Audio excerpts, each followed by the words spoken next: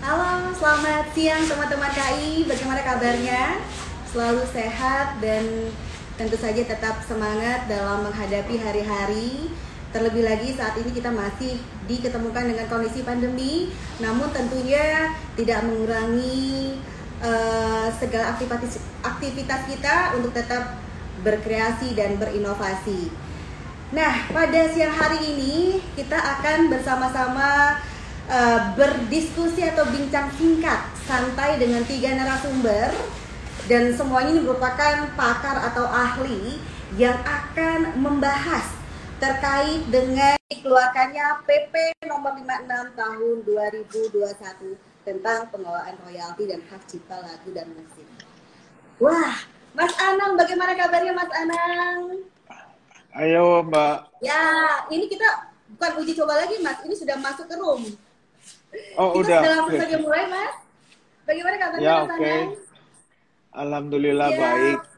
Iya, sudah hadir juga di sini ada Pak Agung Damat Sasongko. Apa Ya, Mbak. kabar, Halo Mbak. Pak Agung? Halo Ya, Mas. baik, Mbak. Mas Anang. Ya, Ini Mas halo. Anang lagi kecapean ya. Kita menunggu salah satu narasumber kita lagi, ada Pak Marulam Hutauruk. Kita coba lagi. Tadi sudah sempat bergabung. Ya. Halo Bang Marulam, apa kabar Abang? Sehat? Baik. Baik, alhamdulillah Ya. semuanya sudah hadir di sini.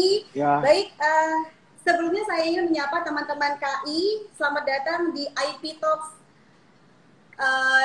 DJKI yang akan membahas tentang peraturan yang saat ini masih sangat hangat diperbincangkan, khususnya di kalangan pelaku industri musik dan pelaku bisnis, yaitu PP 56 tahun 2021 tentang pengelolaan royalti dan hak cipta lagu dan musik.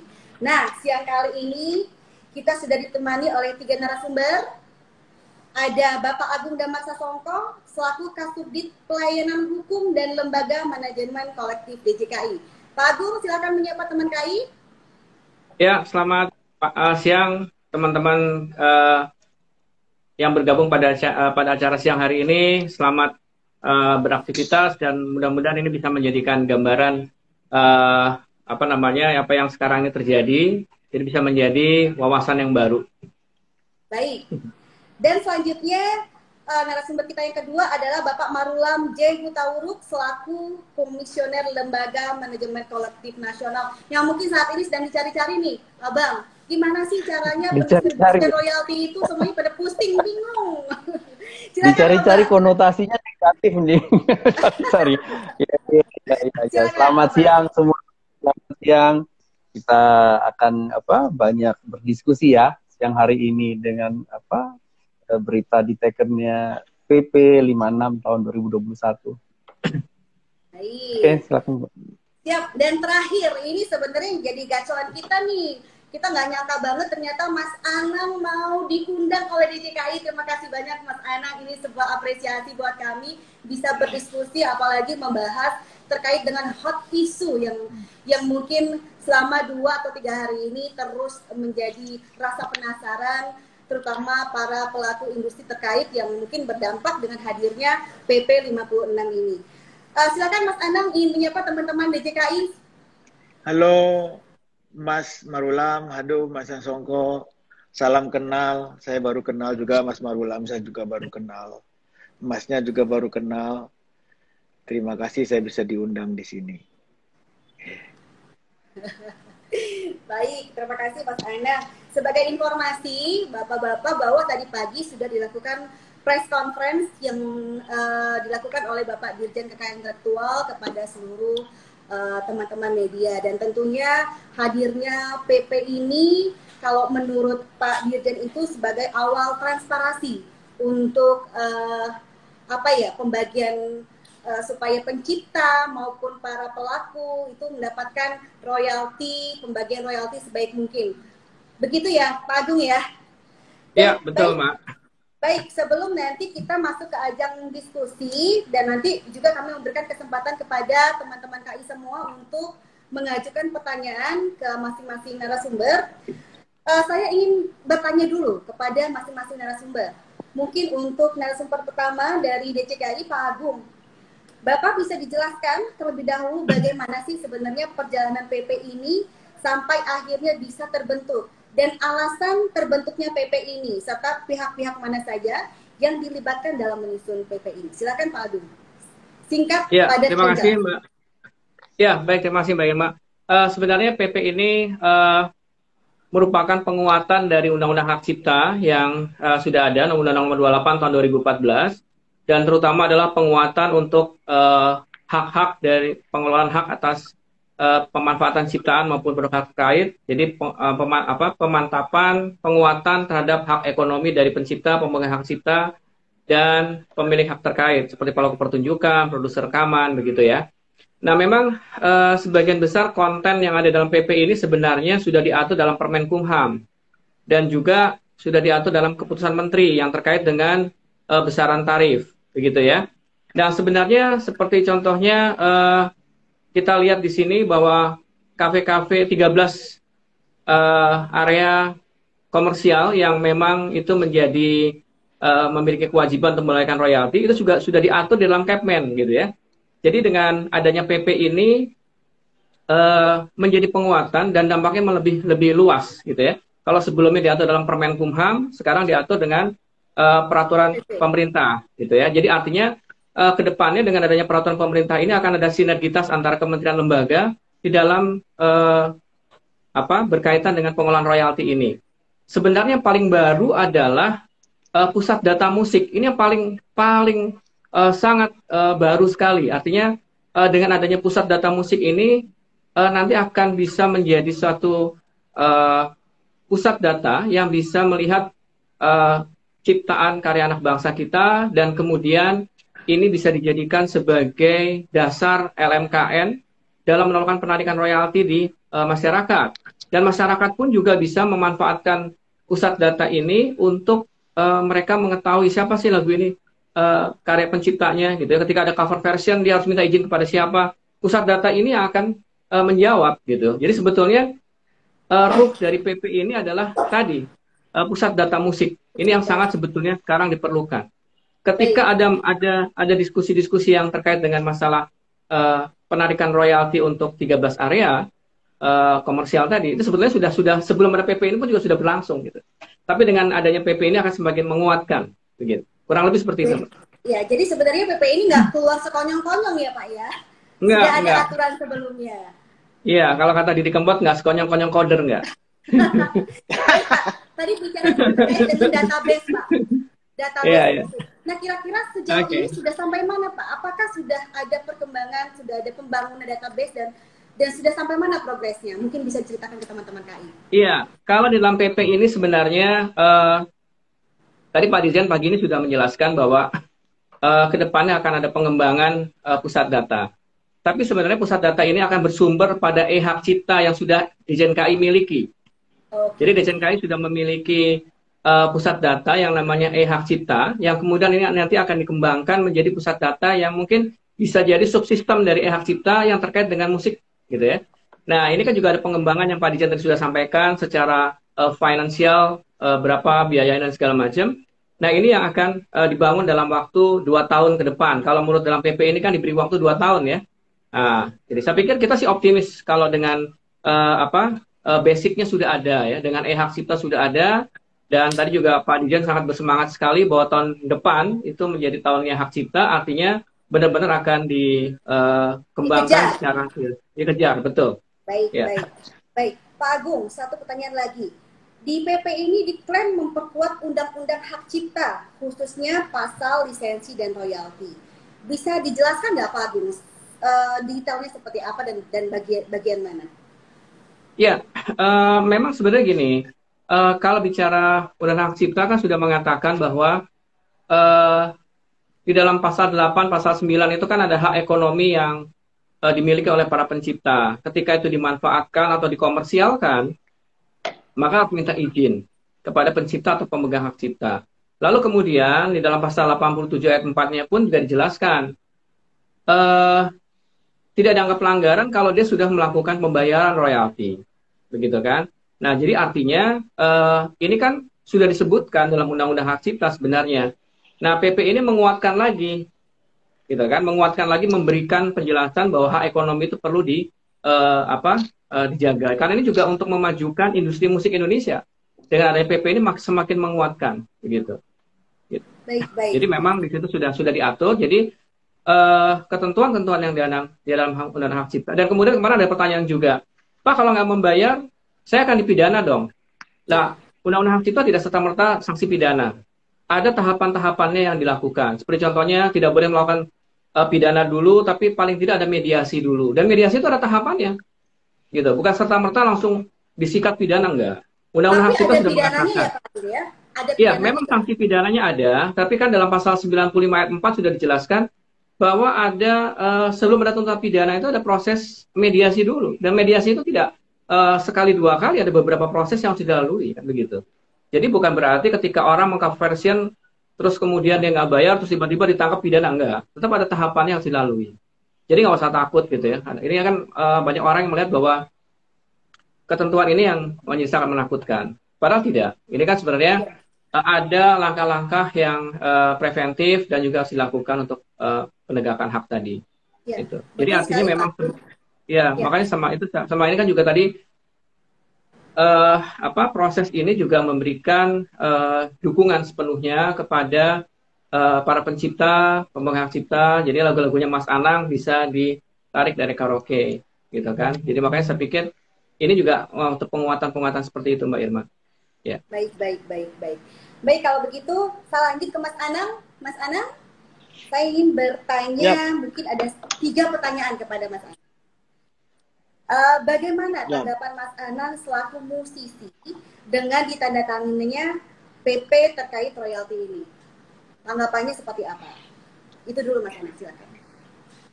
Ya, tanggapannya aku ya senang banget ya. Senang gitu Mas? Perjalanan ini akhirnya, iya. Ya senang, karena sampai ya perjuangan bagaimana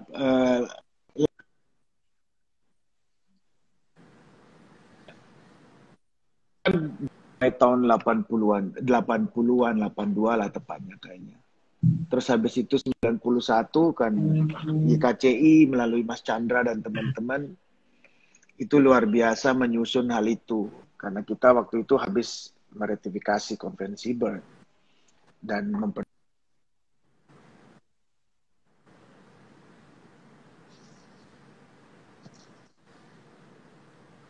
Anang terputus, terkendala jaringan sepertinya Mas Anang.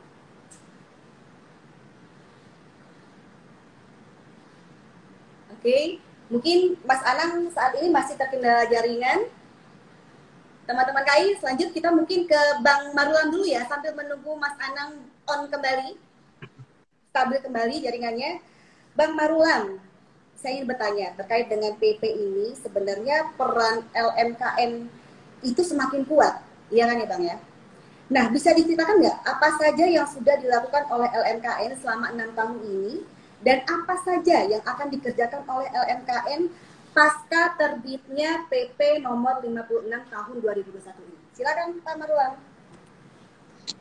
Ya, sebenarnya sebelum saya menjawab itu ya apa yang akan dilakukan LMKN, mungkin saya perlu mengklarifikasi beberapa hal sedikit, yaitu bahwa kewajiban membayar royalti ini itu sudah ada sejak tahun 91. Itu sudah ada. Jadi tanpa PP ini kewajiban membayar royalti bagi pengusaha-pengusaha yang menggunakan musik di tempat umum itu sudah ada. Jadi jangan digeser bahwa seolah-olah kewajiban itu baru ada sekarang. Tidak, itu dari dulu.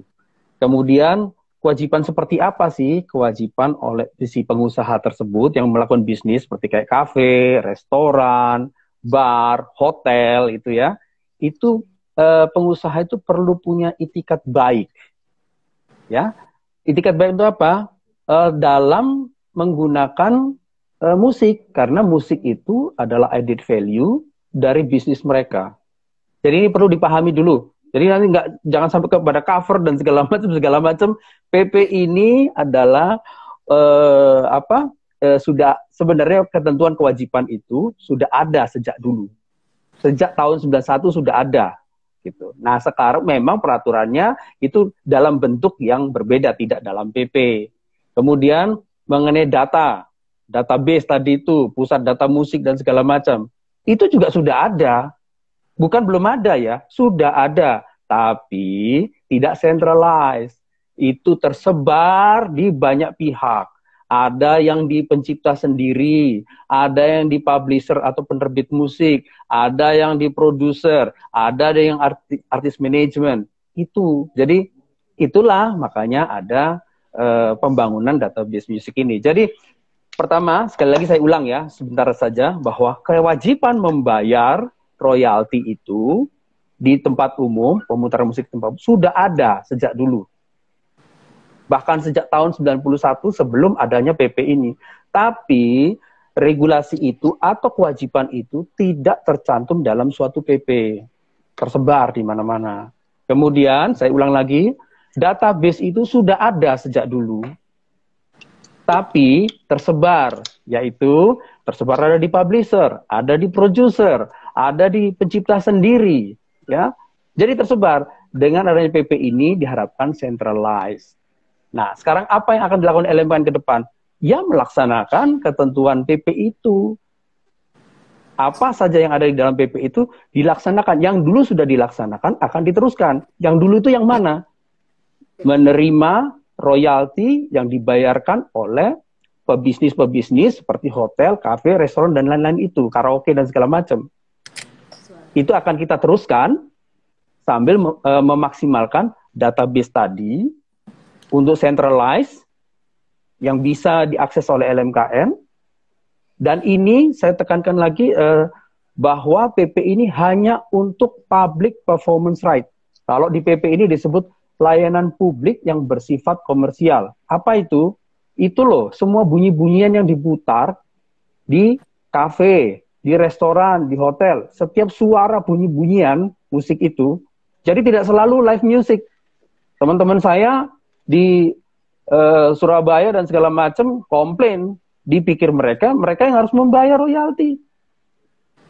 Teman-teman musisi, bukan. Tapi pengusaha itu yang harus membayar royalti. Mungkin itu. Jadi LMKN akan terus melaksanakan apa yang sudah diatur dulu, meneruskannya, dan memperbaikinya semakin baik. Sehingga collection royalti itu semakin besar, untuk sebesar-besar pemanfaatannya itu untuk teman-teman pemilik hak. Pemilik hak itu siapa? Ada pencipta, ada artis pelaku pertunjukan, ada juga produser. Begitu, Mbak. Iya. Menarik ya, Bang.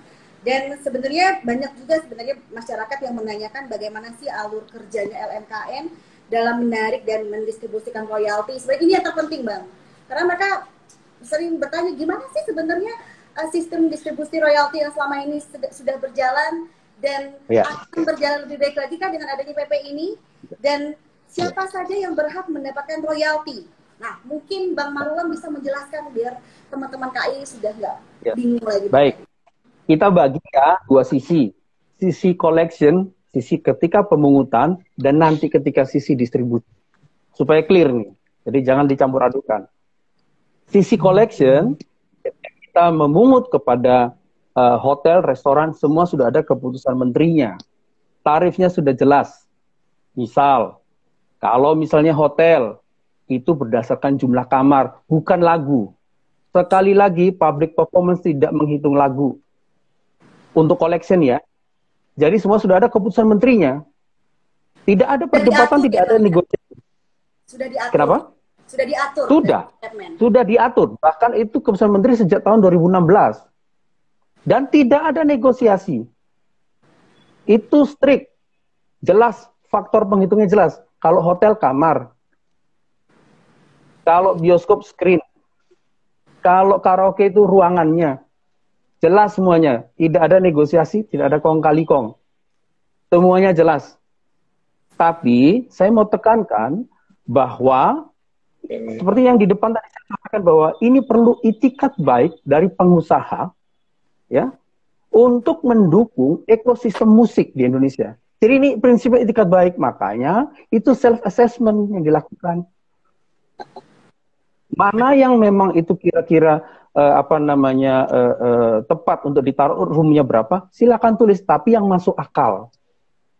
Begitu. Jadi ini perlu itikat baik dari pengusaha untuk menyampaikan data-data room kepada misalnya kepada LMKN. Kemudian ditetapkan sesuai dengan usaha menteri, maka hitungannya begini ya Pak, sekian kali sekian kali sekian. Hasilnya untuk karaoke 1 tahun itu sekian. Kalau dihitung, kalau kita mulai mencoba lompat pada jumlah lagu, maka sangat-sangat kecil royalti yang akan dibayar oleh si pengusaha itu. Jadi tidak ada itu alasan untuk bahwa saya bisa bangkrut ketika membayar royalti. Tidak.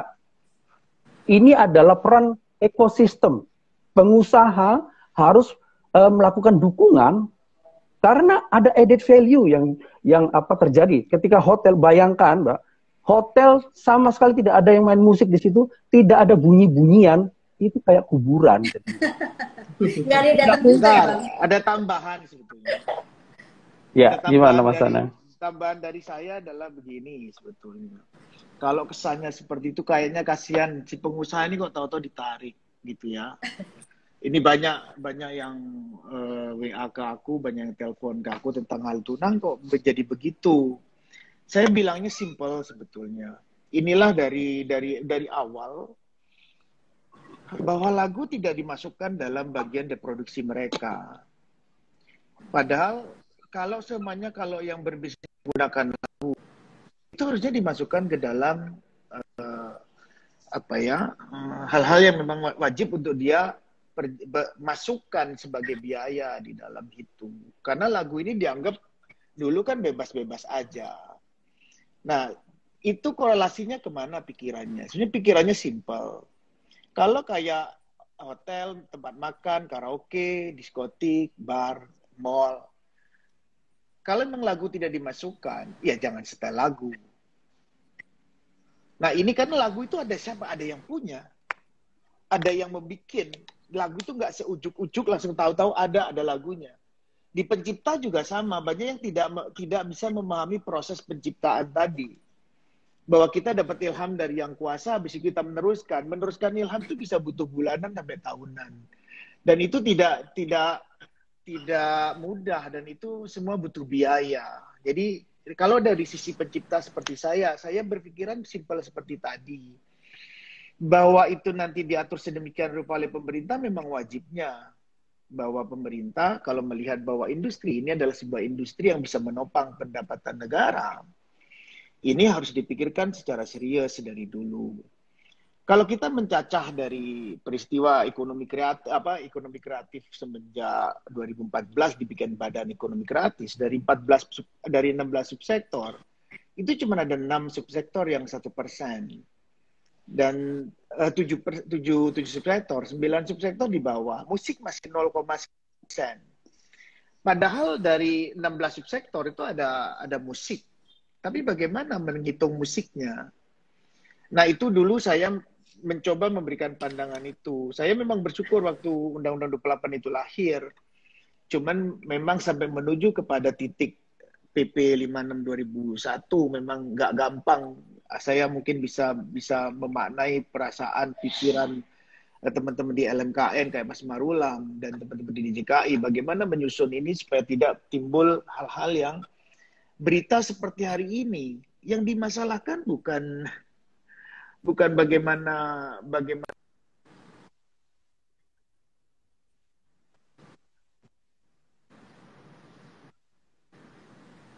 pembayar.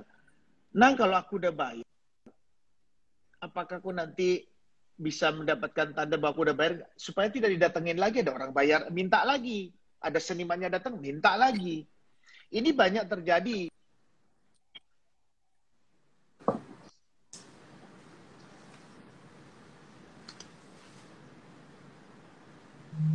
Sepertinya Mas Ana. Harusnya yang dikritisi adalah sebetulnya bagaimana nanti sistem itu dibangun, transparansinya dibangun. Jadi kita tidak bisa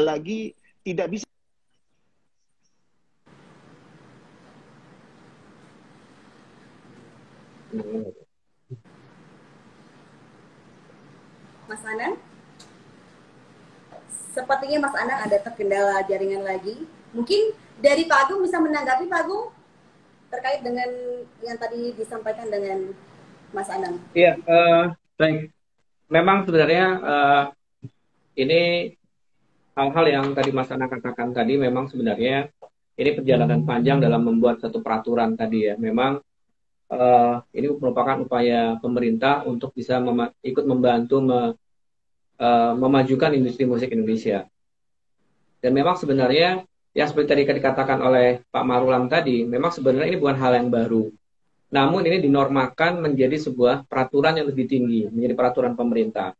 Nah, memang kemarin seperti yang saya pertama menemukan satu pertanyaan yang menarik gitu ya. Ada seseorang yang bertanya kepada saya, Pak, ini kedepannya dengan ada PP seperti ini, berarti nanti saya ketika akan membayar, ada struk pembayaran, di situ ada potongan untuk potongan untuk musik gitu ya. Terus saya bilang, sekarang logikanya gini, sekarang Anda pernah masuk sebuah kafe, gitu kan, dan masuk ke satu minimarket, gitu ya. Terus saya tanya, Anda ada nggak di situ struknya menunjukkan seperti yang saya sebutkan Anda tadi? Selesai. Oh, ini Mas Anang masih sudah bisa Mas bergabung. Anang, kalau kembali silakan Mas Anang, kalau ingin dilanjutkan tadi. Iya, soalnya jadi keputus kayaknya di sistemnya DJKI-nya sendiri di itunya deh, di Instagramnya beberapa menit ngomong orang luar mungkin mati. Udah 2 kali gitu. Ini nanti berapa menit lagi pasti mati punya aku. Nggak tahu. Ya, tapi aku cuma mau mengapresiasi kinerja LMKN. Saya berharap bahwa LMKN bersama teman-teman di DJKI bisa bekerja cepat. Saya sebetulnya dengan 2 tahun sistem itu bisa direalisasikan. Buat aku kayaknya nggak moderat keputusannya gitu ya. Karena pendataan untuk mengumpulkan data-data, insya Allah sih nggak sudah bisa disusun data awalnya untuk supaya peningkatan penarikan royalti tahun depan bisa lebih baik lagi, dan ya harapannya memang butuh percepatan untuk teman-teman menyusun sistem dengan baik. Saya sih berharap seperti itu karena memang hal ini adalah hal yang sangat menggembirakan di kalangan seniman. Sebetulnya tidak hanya kalangan seniman, tapi kepastian hukum, orang yang menggunakan lagu dalam bisnisnya akan mendapatkan kepastian hukum bahwa dia tidak akan didatengin berbagai pihak untuk menyatakan bahwa pemakaian atau pelanggaran hak cipta. Dan negara akan mendapatkan teks dengan baik. Di sini kita mudah-mudahan sistem itu bisa komprehensif, bahwa seniman bukan seniman yang tidak bayar teks, nanti dengan hal ini bisa dikoneksikan supaya bahwa seniman bayar teks dengan baik gitu ya. Nah, inilah yang harapan dari saya mengenai sistem atau PP 56 adalah salah satu hal yang cukup baik buat perkembangan industri musik masa datang. Dan buat kita semua dalam berbisnis yang ada hubungannya dengan musik. Itu sih harapannya. Siap. Mas Anang, kalau boleh saya bertanya, menurut Mas Anang, para musisi, peraturan, turunan, atau kebijakan apa saja yang diperlukan pemerintah untuk dikeluarkan agar semakin memperbaiki iklim industri musik? Kira-kira pendapat Mas Anang seperti apa? Ya, apa yang diharapkan? Ya, ini salah satu, ya, kebijakan seperti apa? Harapannya memang ini bisa segera bahwa SLM itu berjalan, pusat data berjalan, dan penegakan nanti bagaimana nanti penegakannya, karena ini pasti akan tidak mudah. Tapi itu hal yang memang selalu didengungkan tahun 91, didengungkan kesadaran tersebut untuk memahami hal itu. Tetapi memang susah karena hitung-hitungannya dengan numbers. Pada saat mereka rugi, numbersnya sudah berhitung berbeda. Makanya inilah yang berharap bahwa sosialisasi pemerintah dibutuhkan supaya kencang bagaimana masyarakat bisa mengerti mengenai PP 56. Keuntungannya sebetulnya seperti apa. Makanya sosialisasi yang saya harapkan sekarang hanya sosialisasi PP 56 2001 supaya benar-benar gencar, supaya ini tidak menjadi perdebatan yang akhirnya justru kontraproduktif dengan cita-cita kita sendiri. Bagaimana bahwa pemerintah sudah sedemikian rupa susahnya menyusun PP ini bisa benar-benar demi keadilan sosial bagi seluruh Indonesia. Baik. Saya rasa baik. itu. Ya, terima kasih Mas Anang. Mungkin sudah banyak sekali pertanyaan-pertanyaan yang masuk di kolom chat Instagram Live kita. Berkenan, Bapak narasumber, kita menjawab satu persatu pertanyaan dari para teman-teman yang ingin bertanya. Mungkin untuk pertanyaan pertama dari Dori Nadora. Dori Nadora, ini kalau musisi kafe bawain lagu, kalau musisi kafe bawain lagu artis nggak apa-apa ya, berarti royaltinya bagaimana? Nah, ini mungkin dijawab sama Mas Agung dan Mas Marulam, karena tarikan tadi. Pak Marulam. Bagaimana tadi kalau orang nyanyi bagaimana? Kalau musisi kafe bawain lagu artis nggak apa-apa ya. Kemudian royaltinya kemana? Dia nanya royaltinya kemana, Bang Marulam? Ya, masukin. Oke, baik. Saya langsung jawab ya. Begini, royalti itu muncul dari sebuah lisensi. Lisensi itu sebelumnya ada namanya hak-hak yang ditransaksikan. Haknya itu banyak. Ya, kawan-kawan semuanya, hak itu banyak. Satu lagu saja si pencipta punya 9 hak, produser punya punya 4 hak, artis pelaku pertunjukan punya 5 hak. Nah, kalau itu live, itu artinya banyak sekali hak yang public performance itu dimiliki oleh si pencipta, singkatnya begitu. Nah, siapa yang bayar? Yang bayar itu adalah, ini tergantung ya, live tadi itu main di mana ini, si musisi ini? Di kafe kah? Maka berlaku keputusan tarif tentang kafe. Yang bayar adalah pengusaha kafe. Kalau dia live itu di mana, di hotel, maka berdasarkan keputusan menteri sesuai dengan tarif hotel. Pengusaha hotel yang bayar, bukan si pemain musik. Kemana royaltinya? Nanti memang ini sudah ada di PP itu, ada kewajiban untuk mencatat penggunaan lagu. Ini paling penting. Jadi Mas, yang paling penting saya tekankan di PP ini adalah itikat baik. Itikat baik dari si pengusaha. Catatlah lagunya, apa saja lagunya. Kemudian itu kirimkan kepada LMKN, dan juga sesuai dengan keputusan menteri, harus ditaati. Kalau itu hotel, ya hitung kamarnya berapa. Jadi bukan lagu, gitu. Dari situ keluar angka. Dari angka catatan dan angka rupiah royalti tadi, setelah masuk di LMKN, itu akan disusun semuanya. Penggunaan lagu seberapa banyak, baik di hotel, di karaoke, di mana segala macam. Baru itu akan tahun depannya, kalau tahun 2019 dipungut, maka di tahun 2020 itu akan dibagikan.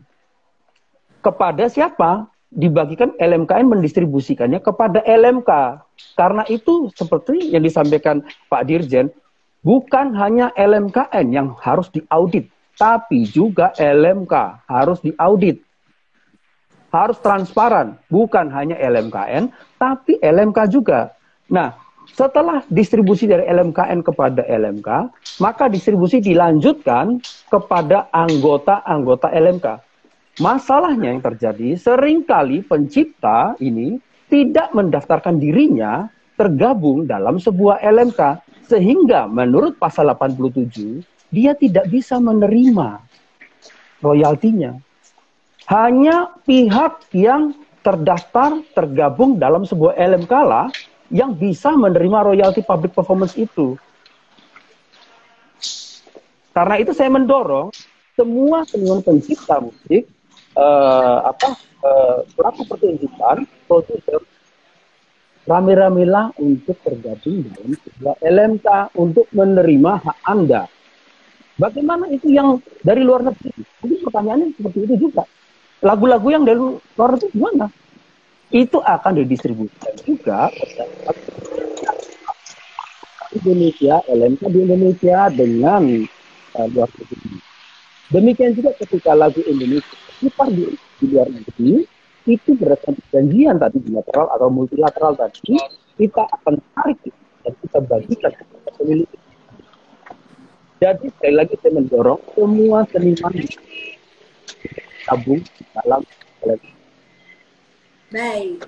Mbak Dora sudah jelas ya, sepertinya kalau harus membahas terkait dengan royalti itu perlu sesi tersendiri ya, Bang Marulam, nggak hanya cukup beberapa menit saja. Mungkin nanti kita ketemu lagi nanti di sesi-sesi yang benar-benar membahas terkait dengan pendistribusian royalti ini.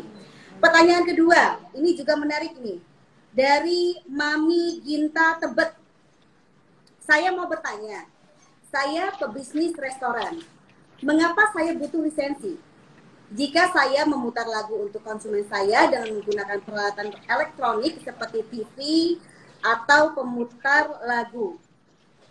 Nah, mungkin pertanyaannya, apakah dia tetap harus membayar royalti? Ini ke Bang Marwan lagi.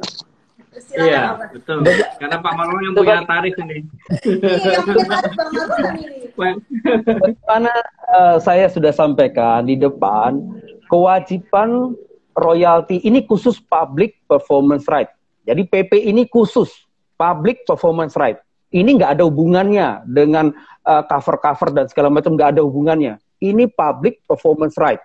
Sekali lagi, semua, kalau saya selalu ditanya banyak orang, Bang, kalau di restoran saya pasang jingle saya, sama bayar royalti. Semua bunyi-bunyian, ya, itu adalah menambah added value dari sebuah bisnis itu. Karena itu, ada kewajiban si pengusaha untuk beritikat baik. Ya, beritikat baik itu ada dua. Dapatkan license dan membayar royalti, termasuk mencatat lagunya. Itu yang penting. Gitu loh. Hitungannya seperti apa? Hitungannya di keputusan menteri. Kalau Bapak Ibu atau teman-teman ingin tahu tarifnya seperti apa restoran, saya kasih bocorannya. Hitung kursi. Satu kursi dihitung 60.000. Semakin kecil kursinya, nggak ada kursinya, semakin sedikit royaltinya. Mudah kan? Tapi dicatat. Dicatat lagunya. Mungkin saya tambahkan ya. Silakan. Mungkin saya tambahkan. Yang dimaksud mungkin ada teman yang menganggap begini nih. Soalnya ada kejadian juga. Dia punya kafe. Kafenya benar-benar nggak ada TV. Kafenya cuma ada elektron. Kafenya cuma menyanyikan lagu ciptaannya yang punya. Dia nyanyiin lagu dia aja. Dan lagu dia memang tidak didaftarkan ke LMK. Nah ini yang mungkin banyak akan timbul pertanyaan lah. Saya kan nggak menyanyikan lagu sendiri. Saya menampilkan lagu saya sendiri. Dan memang lagu saya nggak ditampil. Nah ini yang mungkin ada pertanyaan ini. Mungkin ada yang begitu. Ya. Saya bisa terjadi. Saya boleh jawab. Saya jawab Mas Anang. Ya. Public performance right itu adalah royalti kolektif. Kolektif untuk siapa? Kolektif untuk kelompok pencipta, kolektif untuk kelompok produser, kolektif untuk kelompok artis pelaku pertunjukan. Ya. Jadi ini tidak membicarakan person to person. Jadi kalaupun misal ya, saya simulasi nih. Misalnya saya atau saya ini pencipta lagu. Saya nyanyiin lagu saya sendiri di sebuah kafe begitu. Terus saya sudah tergabung misalnya di LMK, tapi saya bilang gini, saya nggak mau loh ya dikolek ya public performance right lagu saya. Ya nggak apa-apa, tetap kami kolek semuanya karena ini baik yang anggota atau tidak anggota, baik luar negeri. Saya sering ngomong gini, baik itu Anda dari lagu itu dari Eskimo, dari kutub mana, saya nggak ngerti. Yang pasti itu kami jaring semua, ada udangnya di situ, ada ikannya, ada apa gitu. Kalau misalnya saya terdaftar di LMK dan saya tidak ingin menerima royalti saya itu, ya kembalikan lagi. Nanti akan diterima oleh si LMK. Begitu. Karena ini prinsipnya adalah kolektif. Dukungan kolektif terhadap pencipta, produser, dan juga pelaku pertunjukan. Karena itu di konsep di LMKN dan LMK itu ada namanya minimum royalti. Ketika tidak diputar pun, seorang seniman itu akan mendapatkan royalti juga. Begitu. Itu prinsip dari public performance right ini adalah royalti kolektif. Bedakan dengan gini, Mas Anang punya lagu misalnya, itu dibuat film. Itu beda lagi, nego sendiri itu. Itu beda. Tadi penjelasan itu saya jelas sekali memang. Sangat memahami pada saya membaca itu semua benar. Cuman ada seniman yang sampai hari ini pun masih ngomong ke saya, Nang, aku ini nggak daftar ke LMK. Dan memang aku nggak mau daftarin gitu. Loh, kenapa nggak didaftarin? Saya kan bertanya, kenapa nggak didaftarin? Kan ini untung buat kamu. Nggak apa-apa gitu. Karena lagu saya memang mau saya biarkan. Biarkanlah orang-orang mau pakai, mau apa, nggak apa-apa. Aku juga nggak daftar kok. Nah, hal yang kayak gini ini dipertanyakan. Jangan sampai ya lagu saya dikolek. Katanya begitu. Waduh. Ini gimana penjelasannya, Mas? Itu Ya. sama Bang Marulam tadi pagi pas kita Tadi telepon soalnya juga Pak Yusuf soalnya juga sama. penjelasan Mas Marulam tadi juga bagus.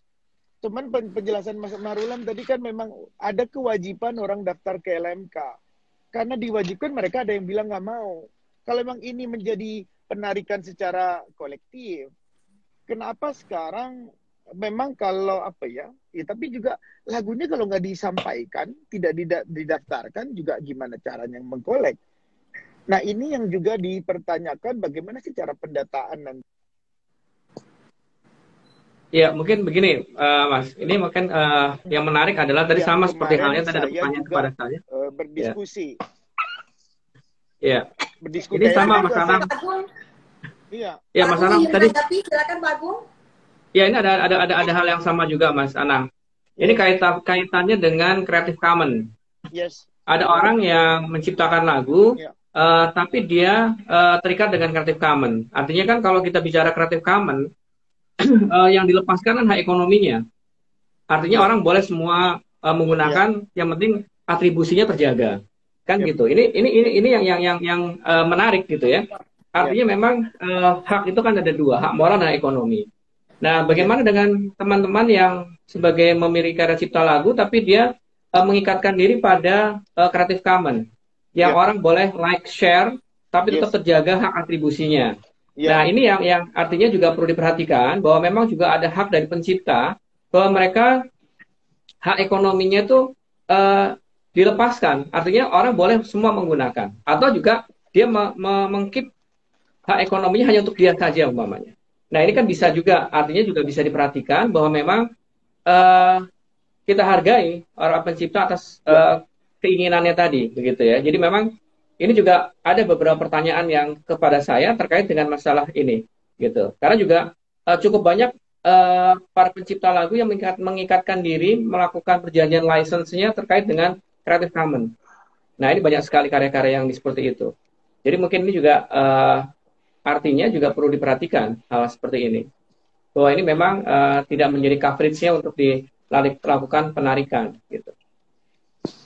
Begitu mungkin ya Mas Anang ya. Ya, karena Bang Marulam, ada yang ingin ditambahkan lagi atau cukup? Sepertinya Mas Anang dulu deh. Oh, Mas Anang. Karena begitu banyak.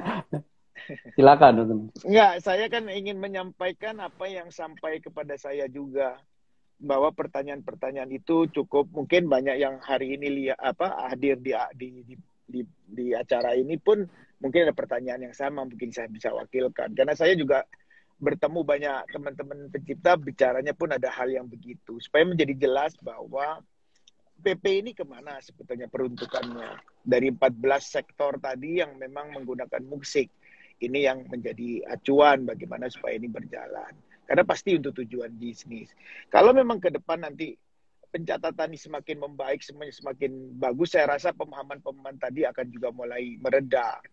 Nah, makanya harapan saya memang hal seperti ini, harapan saya dari saya sebagai pencipta lagu, sebagai seniman musik Indonesia, bercita-cita ingin di JKI bekerja untuk benar sosialisasinya, jangan sampai mundur. Karena biasanya pengalaman saya di pemerintahan, saya melihatnya bahwa biasanya sosialisasi bertahan paling sebulan, 2 bulan. Saya berharap bahwa ini supaya bisa benar-benar memiliki nafas yang panjang dalam sosialisasi.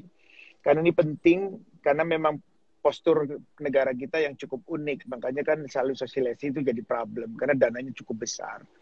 Nah, harapan saya bahwa disinilah teman-teman di JKI maupun LMKN yang sudah bekerja capek banget, saya tahu, saya mengikuti perkembangan LMKN. Saya juga mau menaruh hal yang setinggi-tinggi pada teman-teman LMKN, termasuk Mas Marulam. Terima kasih. Ya, yang terus berdebat, terus bagaimana menyusun BP tersebut. Jadi ini harapan banyak pihak, tapi juga jangan sampai kesel juga menghadapi pertanyaan-pertanyaan yang seperti saya tadi, karena itu banyak terjadi terhadap pemahaman-pemahaman mengenai PP 56 ini gitu. Baik. Ya. Ada yang ingin tanggapi lagi, Pak Marulam, atau sudah Ya, cukup? jadi menambahkan sedikit. Tadi Ya, silakan. yang disampaikan Mas Anang itu adalah ketika distribusi royalti. Jadi di awal tadi kan saya cerita tentang collection royalti, sudah jelas ya, para pengusaha bisa melihatnya di keputusan menteri. Tarifnya sudah jelas. Jadi mengenai transparansi itu juga sudah dilakukan. Audit sudah ada dan sudah bisa dicek nanti di websitenya LMKN. Termasuk ada kewajiban audit dari LMK. Ini yang tadi Pak Dirjen juga tekankan bahwa ada kewajiban hukum bagi LMK untuk audit sehingga bisa menyampaikan. Tapi terus terang memang ada kan yang private data itu tidak mungkin, misalnya satu royalti kepada Mas Agung itu bisa diketahui oleh pihak yang lain. Nah, itu kan private data, itu tidak bisa dipenuhi ya, data-data itu kan beda itu ya, lain. Transparan adalah sesuai dengan porsinya.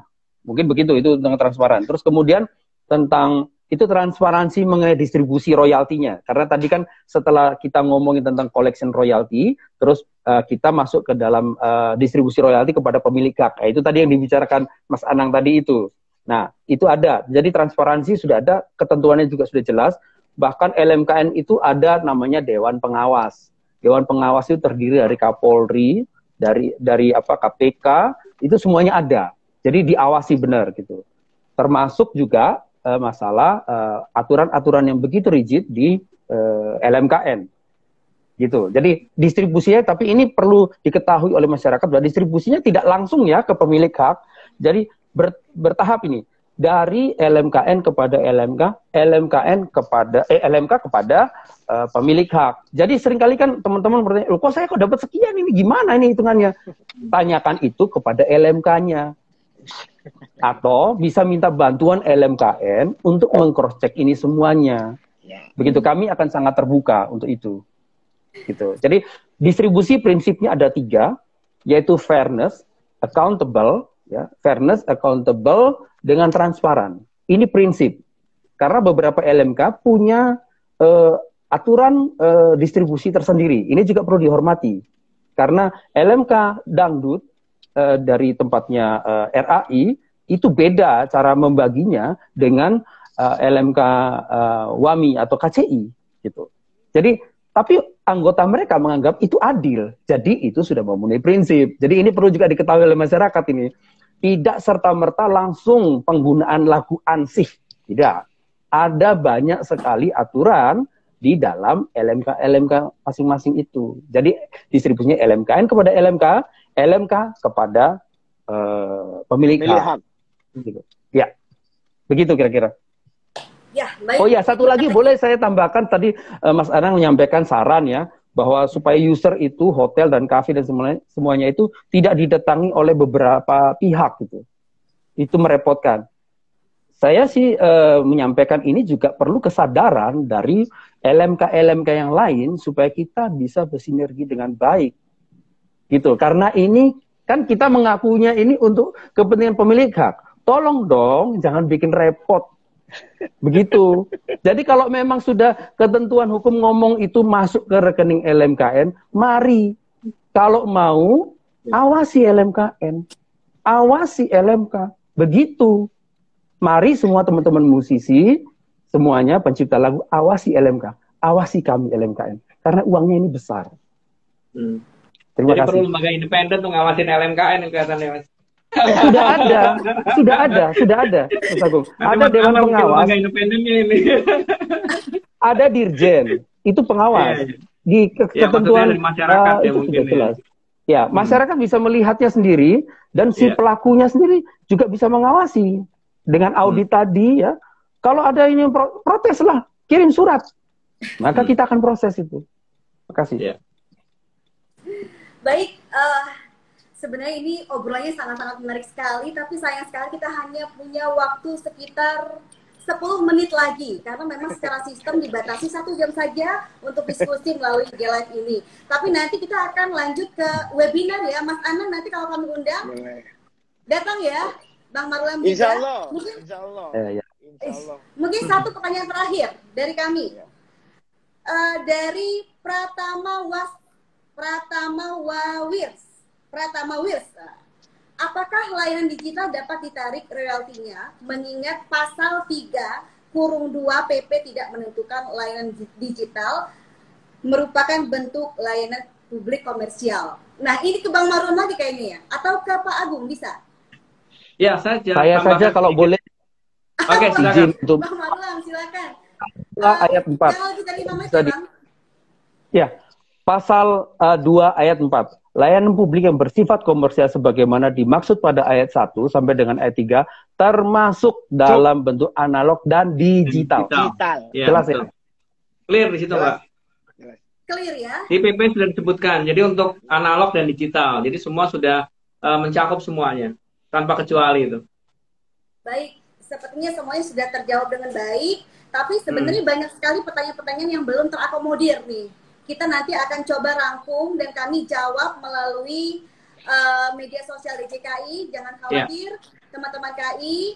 Dan mungkin karena waktunya saya takut nanti putus mendadak. Mas Anang, Bang Marulam, Pak Agung, terima kasih banyak atas kehadirannya. Baik, rekan-rekan KI, demikian tadi telah kita ikuti bersama diskusi santai bersama para expert kita yang semoga diskusi tadi menambah wawasan kita semua dan kita sama-sama berdoa semoga melalui PP nomor 56 ini merupakan awal transparansi dan akuntabilitas di mana nanti para pencipta dan pelaku hak terkait berhak menerima royaltinya dan menikmati royalti tersebut dengan baik.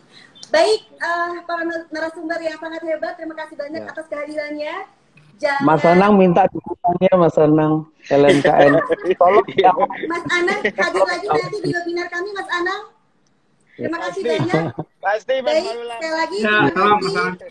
rekan-rekan KI, teman-teman KI. Tetap jaga kesehatan dan salam sehat semua. Sampai ketemu di Yo. live selanjutnya.